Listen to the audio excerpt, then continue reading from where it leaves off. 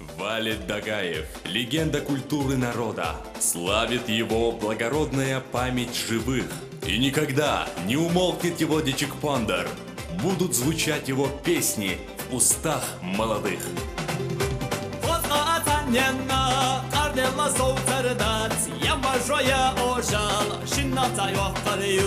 O kazalamanas, daşkıllalara, Mostagi erdango, ogvara hittordat, Andeci wan lurdat, Vaydeci den lurdat, Vaydincunan oşa, Vayu fadiradat, Vaydincunan oşa, Vayu fadiradat.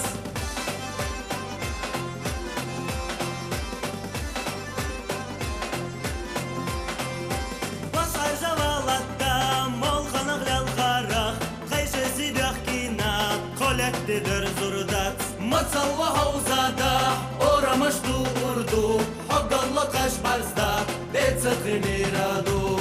Andeci wan lurdat, Vaydeci den lurdat, Vaydincunan oşa, Vayu fadiradat, Vaydincunan oşa, Vayu fadiradat.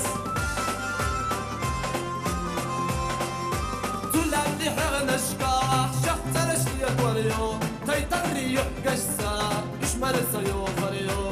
E'na şazar zina, Tayçorda başlataş, Uana çuvahari, Berşehri düz varıyor.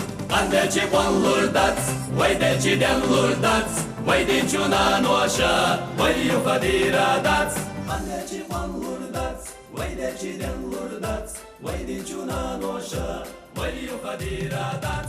Andeci wan lurdat, Vaydeci den lurdat, Vaydincunan oşa, Vayu fadiradat, Vaydincunan oşa, Vayu fadiradat.